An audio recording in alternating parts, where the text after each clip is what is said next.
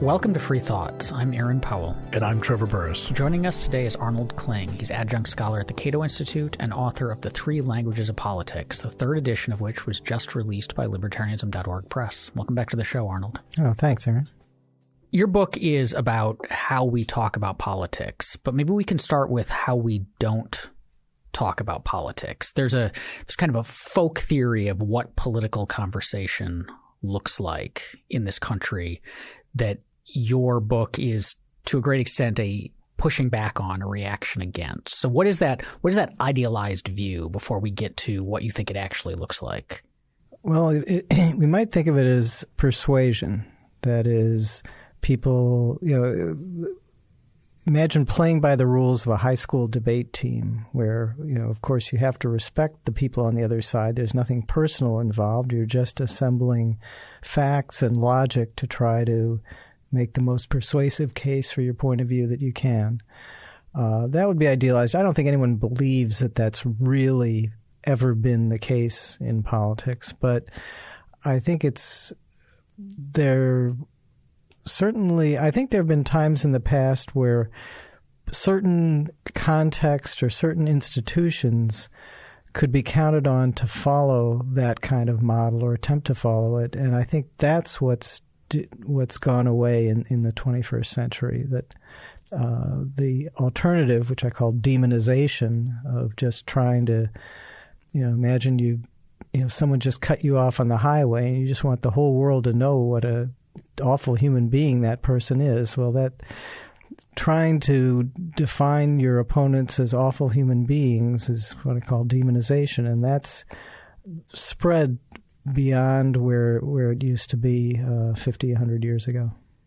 Turning to your book, then, and your thesis, I have seen you summarize this book in a literal song and dance. That is true.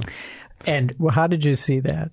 At a conference here at live? Cato. It was live. And unfortunately... I'm hoping it wasn't taped. That's all. As long as it wasn't taped, I'm okay. Well, we're taping now.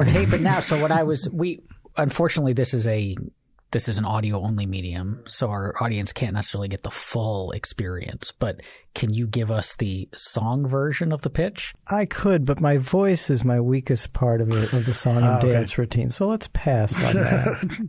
So if we're not going to do the musical version, summarize the non-musical version. Okay, the non-musical version. Start with 3 words that describe bad things. Oppression, barbarism, and coercion. So oppression is when one class of people really mistreats another class of people, very consistently, and makes them suffer. So, historical examples, the Holocaust, slavery, things like that. That's oppression. Barbarism is when people revert to more primitive sorts of behavior where they're not, where they may be more violent. They're violating what we would view as acceptable norms. And coercion is when you're forced to do something because someone is threatening to do violence to you if you don't do it. And for libertarians, that's usually a government official. You don't pay taxes because you want to pay taxes. You pay taxes because of the implicit threat that you'll go to prison if you don't. So those are these 3 bad things. We all agree that they're bad, but it seems that we have separated into political tribes that differ into where they focus on what bad is. And so progressives seem to focus particularly on the oppression issue. And so when a progressive encounters someone who disagrees with them and they get really upset, they'll accuse them of being in an oppressor class. So we hear people talking about progressives accusing people of being racist, white supremacists, misogynists, and so on. So they're accused of being oppressors. Conservatives particularly focus on the civilization barbarism axis. So if they really are against somebody, they'll accuse them of really trying to bring down civilization and make us revert to barbarism. And libertarians will attack people as being statists, that, oh, you just really want to use the power of the state to coerce people to get your way. Now, obviously, this isn't, I mean, there's overlaps. As you said, we all think these things are bad. So is it really just signaling going on, essentially? Does it say something about the underlying belief structure? I wouldn't press too hard that it says something about the underlying belief structure. I think I use the term languages, and I like to use the term demonization. So what you can predict with most accuracy, I think, using this three-axis model, is that when one of the tribes demonizes those who disagree, it will often be on these axes. So you can pretty much count on when progressives really got their back to the wall and they're just angry and trying to denounce somebody, they will accuse them of being in this oppressor class, and similarly on the other axes. Does this mean then that these are languages that typically are spoken to other members of one's own tribe? So like that if I am a progressive and I want to signal to other people that I'm a progressive, I talk about oppressors and oppressed, versus if I am a progressive trying to talk to a libertarian or conservative and convince them of my viewpoint, I will frame issues in oppressor-oppressed language. I think you'll if you're a progressive, you'll tend to do both. But when you're talking to people who are not fellow progressives, they won't hear it. They won't hear it properly. So let's take a specific example. Let's take the NFL football players who were kneeling during the national anthem. Progressive can talk all day about the historical injustices that African Americans have faced, and a conservative will still not hear that as a justification for kneeling during the national anthem. By the same token, a conservative can talk all day about the flag and the national anthem being symbols of American tradition and American civilization, and you can't disrespect those, and progressives won't hear that. So in practice, and this was the original insight I had back in 2013 that made me write this book. In practice, most political commentary does not serve to open the minds of the other side. It isn't intended to open the minds of your own side. So it ends up by default serving the purpose of closing the minds on your own side, sort of reinforcing their prejudices and ways of looking at things, and their tribal loyalty. And then going back to your point about signaling, it's a great way to very quickly signal to people in your tribe that you are on their same wavelength. And you weren't predicting Donald Trump, I assume, when you read this, when you wrote this book in 2013. Like no one was. No, I was not, and I think he changed things in a lot of ways. I don't think he sort of banged the conservative drum consistently. He did somewhat. There are some notable examples. He gave a speech. This was after he was president. He gave a speech in Warsaw in which he talked about how great Western values were and how they were under threat, which went over really well with conservatives. It was a great civilization versus barbarism speech. His inaugural address was also about the American carnage speech, where things are sort of dissolving into barbarism, and I'm the only one who can fix it. He launched his campaign with warnings about Mexico sending rapists across the border too, which is a form of this. The barbarians are coming. Absolutely. But I think a lot of the Trump phenomenon is best captured in, I call it the Bobos versus anti-Bobos, which goes back to David Brooks' bourgeois bohemians, sort of the people who are very cultured and very cosmopolitan, versus people who, the populists who resent the cosmopolitan groups. And I mean, another great terminology is the anywheres versus the somewheres. People who are comfortable anywhere, they'd be happy in Prague, they'd be happy in other countries, versus somewheres, people who are very rooted. in a particular location. Anyway, Trump, I think, tapped into that, at least at the margin, and that's how he kind of stole the key states from the Democrats. So he's sort of a different phenomenon. I think relative to the book, I think, first of all, his demonization is what he's all about. And I think that's actually a new thing for the presidency. So when I'm talking about the at least in public, I'm sure in back rooms they demonize all the time. Richard Nixon certainly was demonizing. I often say this: Trump is just Nixon with a Twitter account. I mean, the stuff that Nixon actually said to his people were very similar. Yes, but that makes a difference. That's an important distinction. I think it used to be you protected the Oval Office from this kind of demonization. You sent the vice president out. You sent various surrogates out, but you protected the Oval Office, and that's one institution. And while we're at it, I'll say the other this is obviously changes since I first wrote the book, and since the second edition it came out. What's new is things have gotten worse in this sort of persuasion versus demonization. When I write the book, I'm upset that persuasion seems to be leaking out of the media op-ed world, and it's turning to demonization. And now we see it in two places. One is the presidency, and the other is, I think, the college campus, where it seems like demonization has really made an upsurge, and persuasion, which you used to assume would be 100% of the discourse on a college campus, is now kind of in trouble. Now, the other fact of Trump, which comes in there afterward, which I think maybe we could draw a connection, because one thing you get from demonization, they're not exactly – tribalism and demonization are not exactly the same thing. They come together. So you have these signaling languages of politics, this sort of way that we're talking about the in crowd and the out crowd, and then you get increased tribalism.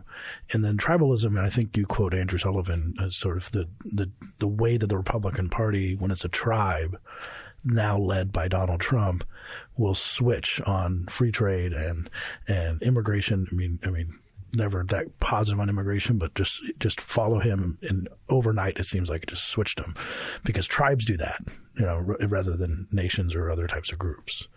Yeah, I think that's an important point, and one of the things in this new edition. A big difference between this new edition and previous editions is that political psychology has just blossomed. If there's one thing that the Trump phenomenon has, created a cottage industry. And there was an interesting book by Liliana Mason of University of Maryland, and she just noted that.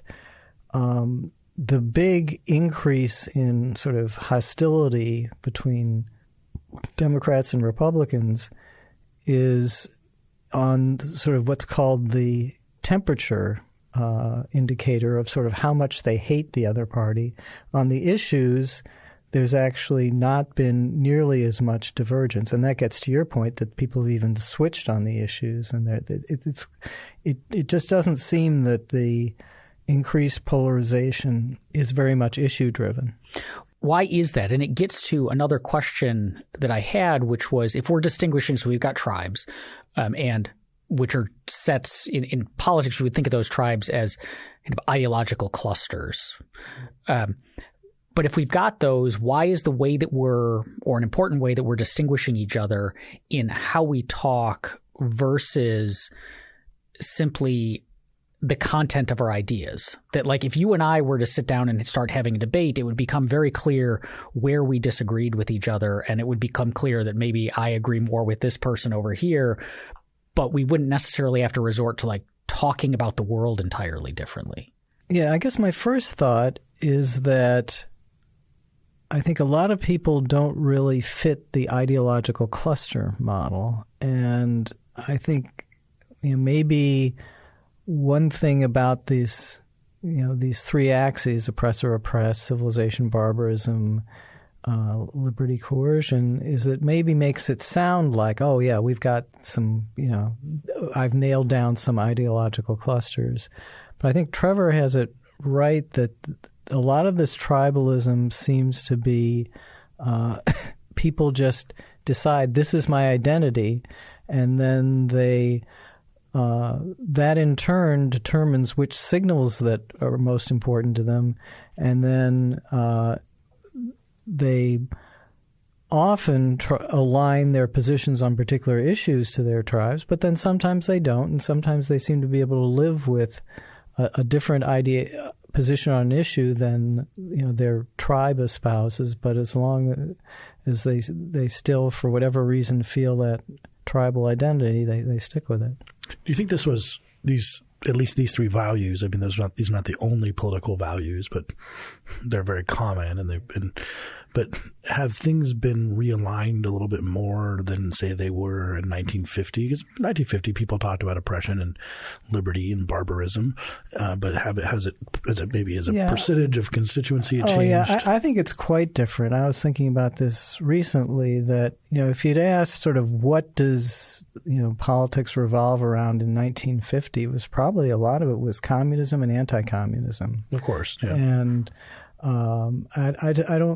I don't think that this model, and this is actually somewhat encouraging, I hope, is I don't think this model is a durable model. So it could change. What I fear is durable is the psychology of opposition, of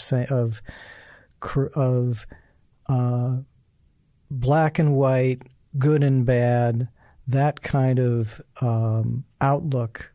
And I think that's sort of, even if Mr. Trump is realigning politics in some ways, and again, I don't think it's permanent, but certainly temporarily this sort of Bobo, anti-Bobo alignment. I mean, that may not be consistent with those three axes, but it is consistent with this stark opposition. Here, we're good, they're bad, and that's true on all sides. I mean, the Bobos hate Trump, and in fact, in David Brooks' original book, Bobos in Paradise, he listed a bunch of things that the Bobos don't like, and the very first one on the list is in 1999. It's Donald Trump. And so, there's just a visceral hatred there, and there's clearly a visceral hatred on the part of Trump supporters for the elites, the deep state, whatever you would call it. Yeah, that was one of the things that struck me when I was going back and prepping for this is it seems like Trump has caused some of the tribes to talk more in the emphasis of some of the other tribes. So I'm thinking progressives seem much more concerned with barbarism than they used to be, but they see barbarism as assaults on institutions and Trump supporters representing this. Right. And the oppression, the Trump supporters, we're being oppressed by the elites. Conservatives on college campuses are being oppressed by.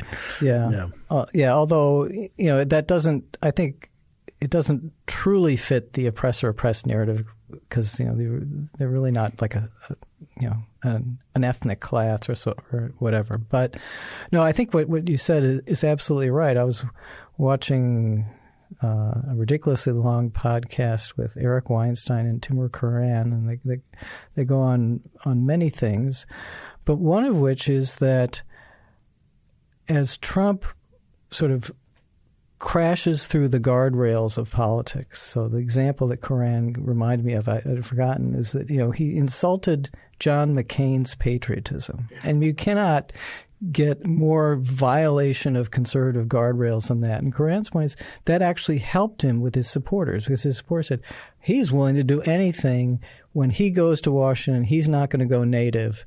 That was a positive thing. And so that goes back to your point. So progressives saying, wait a minute, guardrails. I thought conservatives liked guardrails. They believed that guardrails are what keep you from smashing into the telephone poles of life. That's we're for that. What happened to that? Is a little bit of that, say that confusion, because what Trump has done is exposed fault lines in political coalitions, that it's not that conservatives used to say that they were in favor of guardrails and now they're not, but that a particular part of the conservative coalition, which wasn't really having its voice heard, now is, but the same people who have been in favor of guardrails still are. They're just now the never Trumpers or whatever else. Or some of them are working, coming up with ways to rationalize supporting Trump. I mean, he didn't lose in the end.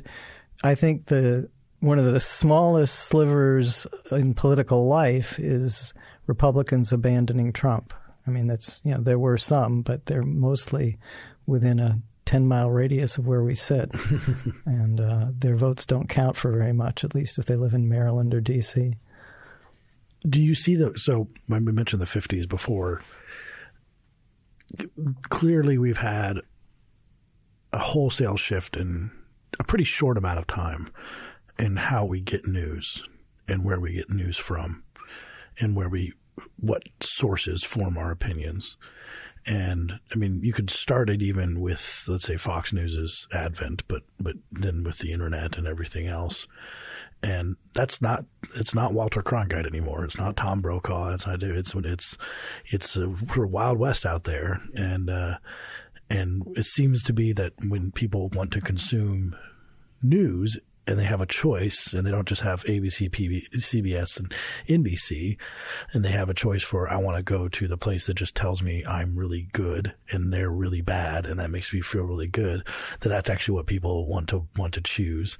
And so we're seeing this play out in news market and now rhetoric and everything else too. Yeah, that I think that the change in media environment is a big reason for the sort of the increased tribalism. You had your days of the three networks, they necessarily were competing for a mass audience.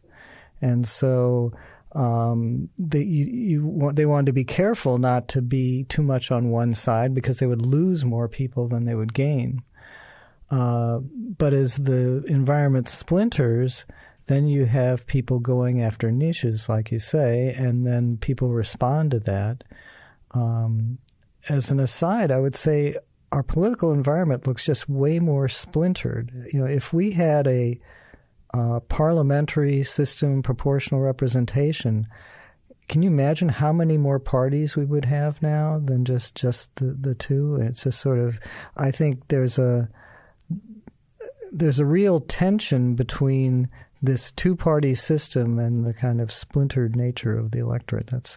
That's just another feature, but but you can see the splintering all over the place in the media and in people who are subscribing to different YouTube channels or listening to different podcasts and so on. So this is the question I find myself asking, where we're not putting that genie back in the bottle. I mean, actually the weird time was post-war America for media compared to the rest of American history. And so we have boomers being like, man, Walter Cronkite, those are the days, the most trusted man in America told you what you needed to have. We're losing the war in Vietnam, that, all that stuff. And now it's very different, but it's not going away. And in that sense, in terms of schismatic stuff, we thought that Facebook was this one thing, but Facebook is concerned about TikTok. I mean, because if you're 15, you're doing something that's even more decentralized than Facebook, and it's going to get crazier. And we have to figure out how to govern a country with this as the input, which I think is a really interesting question. Yeah, I do think that, or I'll put this so there are various reasons one can be hopeful, and one reason to be hopeful is that we just haven't had time to adapt to the media environment, and maybe there will be some kind of cultural adaptation, whereas now the immediate cultural response is just to everyone to get very outraged very easily. I mean, one way I describe it is that this environment has created a collision between what used to be two separate worlds. What I like to call the sub-Dunbar world of, the family, your neighborhood, your immediate colleagues at work, people, less than the Dunbar number of 150 okay, people. The Dunbar number. I was like, Dunbar. The Dunbar number, yes. And a collision between that world and the larger world of organizations and politics. So those used to be kind of separate in most people's lives. But now, because people, I think, experience, like on Facebook and so on, they experience what used to be them out there, running the world as in my face. And a real, maybe even a bigger sense, not just the people running the world, but the crazies on the other side. So, it used to be, you didn't, the classic 1977 Skokie, Illinois, Nazis marched through Skokie, Illinois. That march, it was very controversial at the time, but it lasts one day, they're never heard from again. Nowadays, Charlottesville is still very high in people's minds. And all these incidents just go right in your face. And I think in part that explains why free speech is not as popular as it used to be. Because when these people, I call it bad people saying bad things, disappear 99% of the time. Or you just don't run into them. Yeah, you don't run into them. They're not in the media 99% of the time. That's fine. But when you know that they're out there and you're being constantly reminded that they're out there, then you feel like I've got to do something about it. And maybe the thing you most want to do is take away their free speech, which I don't think is the right answer. But that gets back to the issue of how does the culture adapt to this new environment? And I think we're struggling with that. It seems like this new environment, there's, as far as our relationship to it and what's new about it and where this tribalism might come from, that on the one hand, we talked about the pluralism of it, that suddenly there's far more views represented, there's far more outlets representing different perspectives, and you as an individual, so you have the choice to find ones that are more narrowly tailored to your interests.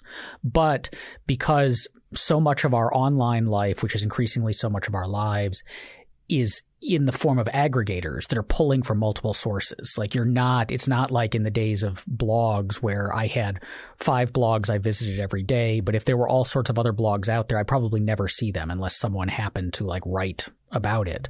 But now life is lived in Twitter or Facebook. There are aggregators that are just pulling, so I can find the things that I'm interested in, but I'm also constantly exposed to stuff way outside of my bubble. And that's kind of the pluralism side. But then we also have, it seems like, a shift in the way that we approach. Can I just interrupt 1 second? Sure. Come back.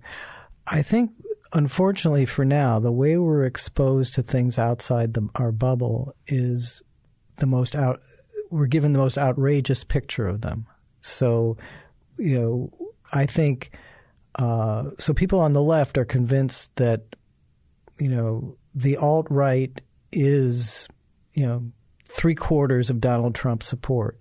And people on the right are convinced that the most extreme, that AOC represents, the mainstream Democrats. And there's a lot of dynamic at work. The way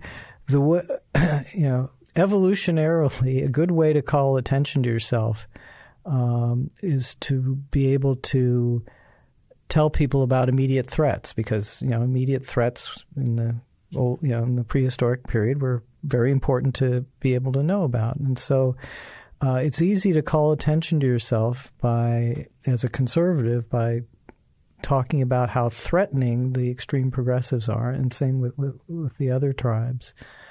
So we're not being exposed to other points of view as, here's another way to think about things. It's more like we're being exposed to a negative caricature of other tribes. Right. And so I think that's exactly right. And I think that's that second part of, so there's kind of the baseline assumption of there's pluralism in sources and exposure to things. And that's probably not going to change. I don't see us consolidating back to ABC, NBC, and CBS only.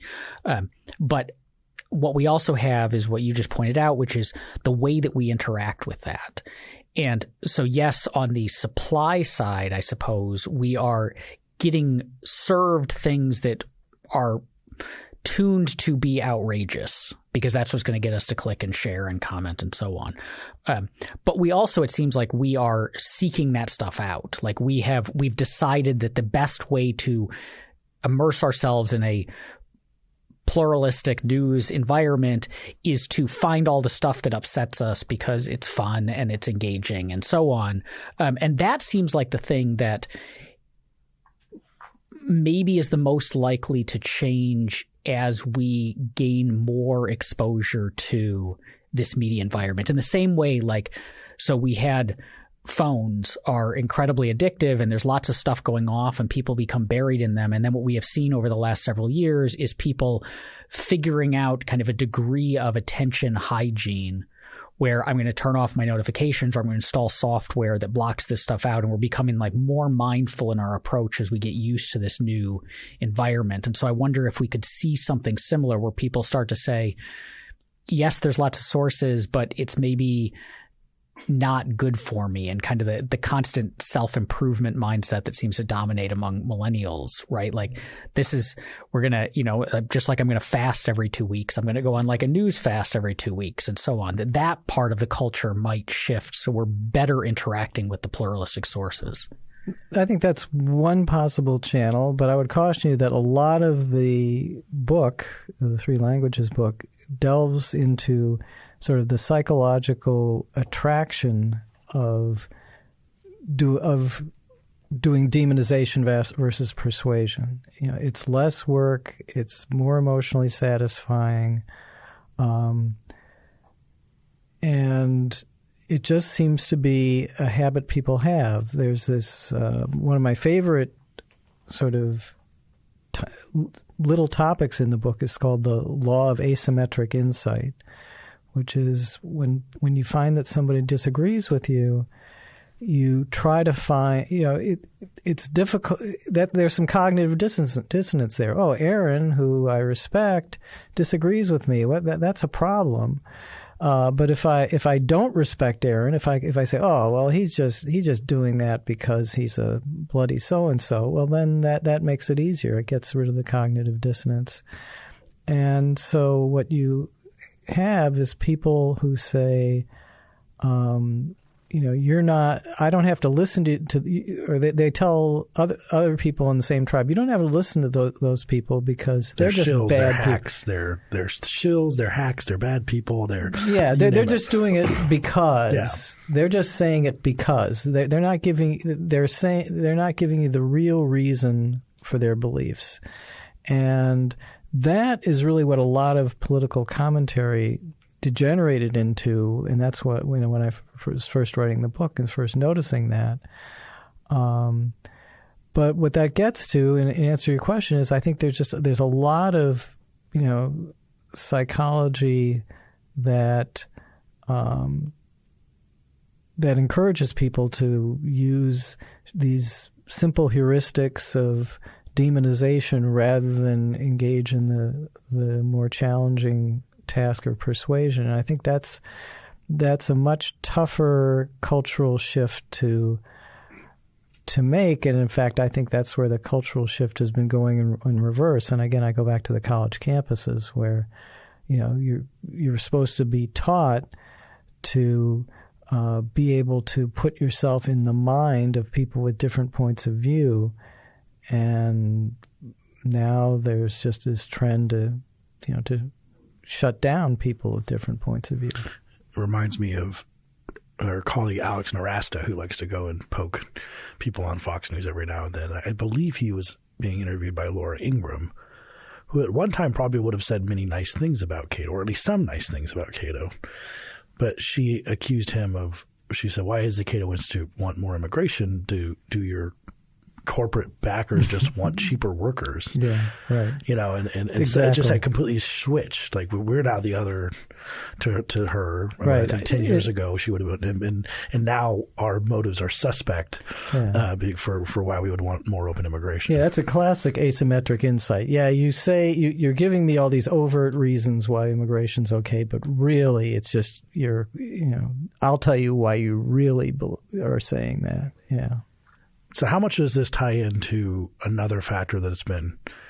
You mentioned the Bobo thing, and a lot of people, I feel like increasingly, even over the last couple of years, people have noticed Charles Murray's book Coming Apart from 2012 is more and more relevant, and you do see this cultural divide, and that it could follow the media thing we've been talking about, that what you do in rural America is very different than what you do when you have somewheres and anywheres, or anywheres in this place, cosmopolitans, globalists kind of thing.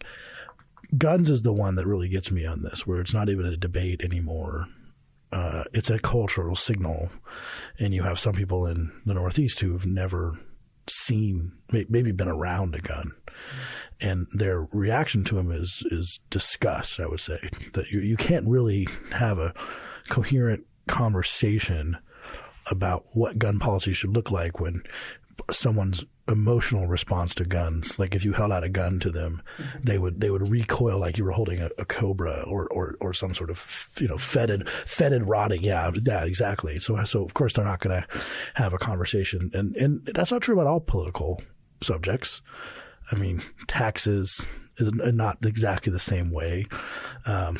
It's a few of these have become more signaling devices than and indications. The kind of things that you have bumper stickers for is much more common to have guns, like pro or anti, than like I'm for raising the top marginal tax rate to 44%. That maybe there's that bumper sticker, or for Social Security reform, exactly. And then that also seems to be cultural and regional, and maybe tied to some of these things you already mentioned.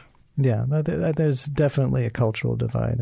A friend of mine came up with an interesting point of, compare college-educated women with non-college-educated men, and just sort of that cultural divide. And, that's become one of the most sharpest political divides out there. When people are using these languages, when they're looking at the world from within one of these tribes, one of these perspectives, just to kind of clarify how this plays out, is it a difference in, I call it worldview versus emphasis? So if I'm a libertarian, do I, on the one hand, just kind of naturally latch on to those issues out in the world that best fit a coercion axis, like a freedom versus coercion, and those are the issues that I just happen to talk about? Or do I tend to try to figure out how every issue fits into that? And the reason I ask is because it seems like if it's more the latter and we're talking about demonization, if it makes it seem more likely that I can say, well, these people, if they're like, everything around me is a matter of freedom and coercion, but these people aren't talking about that, so therefore they must not care about freedom and coercion, which then makes them, anyone who's like, well, I'm pro-coercion is probably a bad person, right? Like, and so it makes it easier. Whereas if it's just like we're kind of all just placing the emphasis on different issues, then that seems like an easier thing to rectify. That like, well, I just happen to care. Like, this is the same way as in this building. There are, the housing policy people are like, boy, housing policy is like the most important thing in the world. And the healthcare guy's like, well, healthcare is the most important thing in the world, but it's actually monetary. But it's actually monetary policy. But they can talk to each other because they're not like saying like, well, the only thing that matters is housing policy, and if you can't see that, you're an evil person. Yeah. Well, I think what's interesting is that it seems to be that there are many issues, and I think the media selects these issues. We talk about the media environment. And I think it selects for the issues that each side has a strong view on. So again, the football players. Why was that such a big story? I mean, who cares if a few football players are kneeling during the national anthem?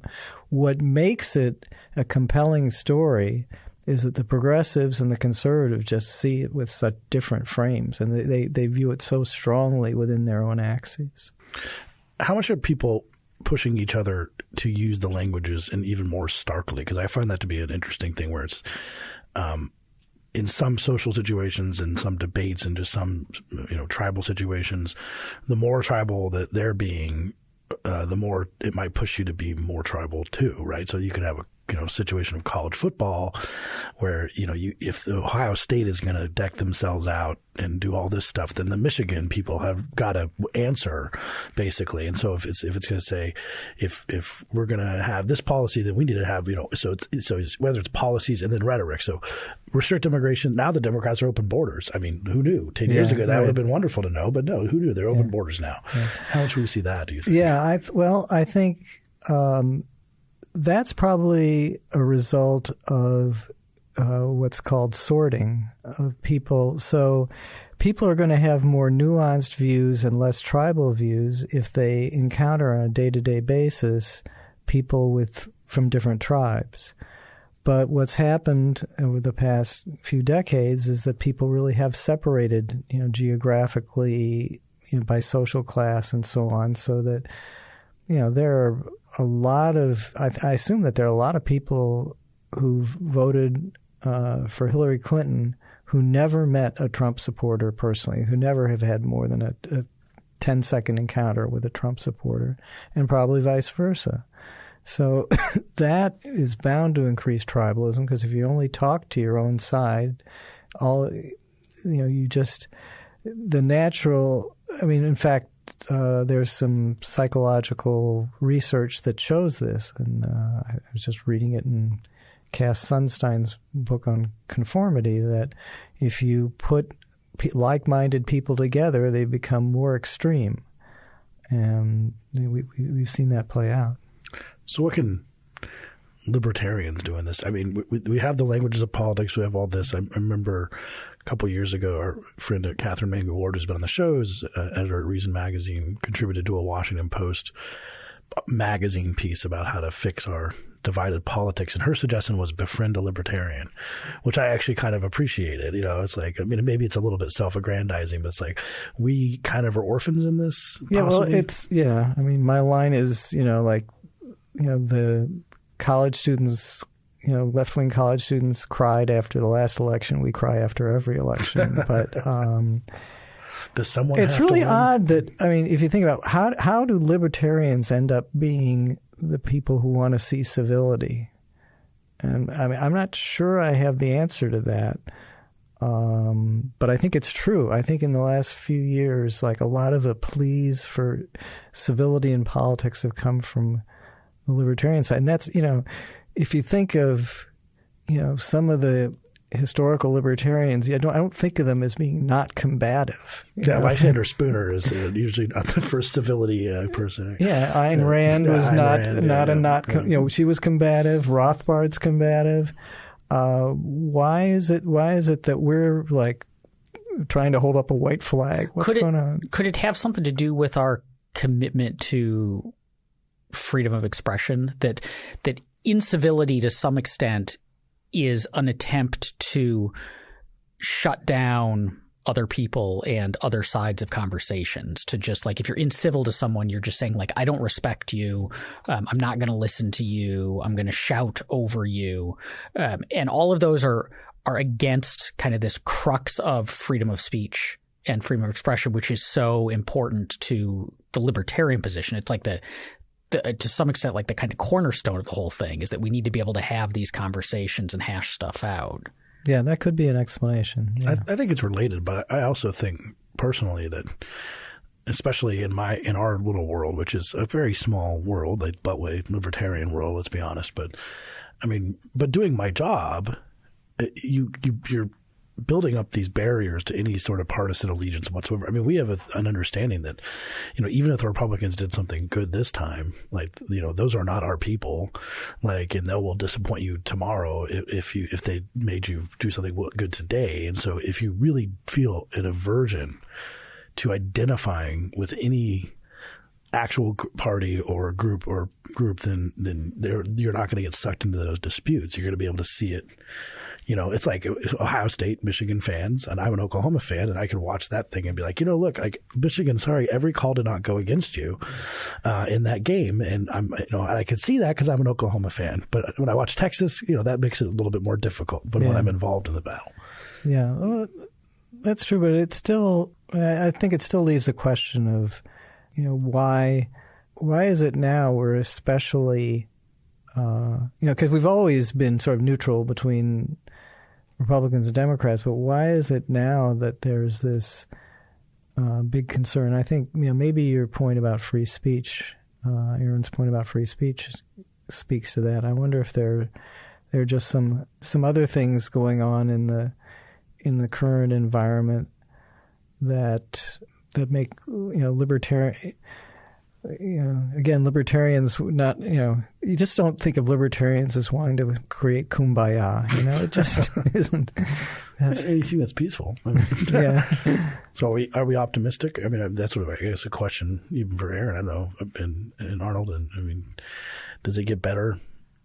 Well, I think there are a few reasons why it might. First of all, I think just the pace of the pace at which it got worse is so fast that on the one hand, that makes it very depressing. I mean, this is very, I can't talk to anybody of a sort of a, libertarian / conservative outlook who isn't very depressed about the current situation.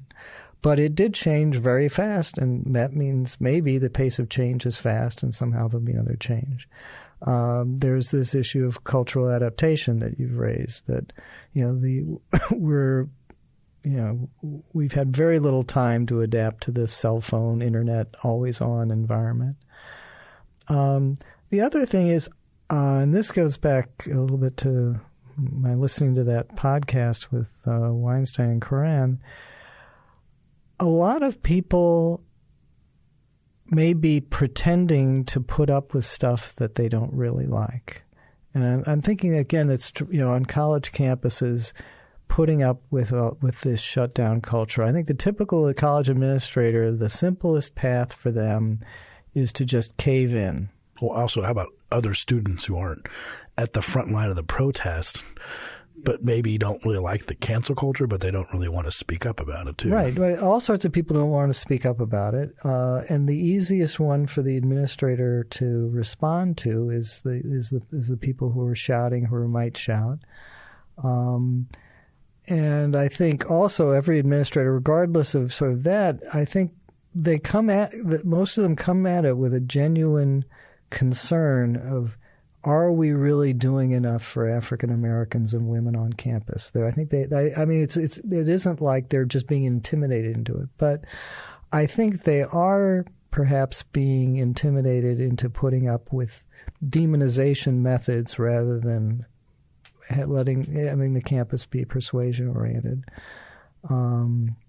So, one possibility, you can imagine a fantasy petition that went out there that said, we don't think college campuses should be about demonization. We think that they should be about persuasion. And all of a sudden, 95% of the key constituents in colleges and universities would sign that fantasy petition, and that would change the environment there, which I think is pretty important in terms of, I think there's a, I think that might then seep back into maybe media. So maybe some of the the better op-ed writers would say, okay, maybe we should be engaged in persuasion, and you could sort of get a gradual improvement in the climate that way. The one that I'm always concerned with is, are we just too culturally different especially the urban-rural divide? I mean, that is what this was actually about, right? The red states and blue states are not really what it's about, because every urban area in a deeply red state is blue. Austin, Texas. Exactly. So in that way, are we just too culturally different to not fight over this in the way that we do and use the language that we do, that we view every presidential election as an existential threat to our way of life, because the other people who to take power are so different and speak an entirely different language than we do. And so this is the actual problem every 4 years. Well, but in that case, for one thing, the urbanization trend is going on. So that, with that, the result will be one side just going to lose, and that'll be the rural side, and that'll be how that gets resolved. That won't necessarily be pleasant. A more pleasant thing would be somehow if we developed more of what the political scientists call cross-cutting identities, where people from rural and urban Michigan both became Michigan fans, University of Michigan fans, and that identity mattered to them enough that it overcame the political differences. For someone listening who wants to take this insightful framework that you have offered, that you articulate in the book, and use it in their own lives, in their own political discourse, what's the takeaway? Like, once you're aware of these three tribes and the three languages that they speak, how should that change the way that we as individuals do politics? What I would hope is that you would sort of say, all right, what tribe am I in? And then say, from now on, when somebody speaks the language that resonates with that tribe, I'll be really careful not to overreact and say, oh, yes, you've successfully demonized the other side, or, oh, yes, I really support you. So just to sort of slow down and question your own reaction based on that.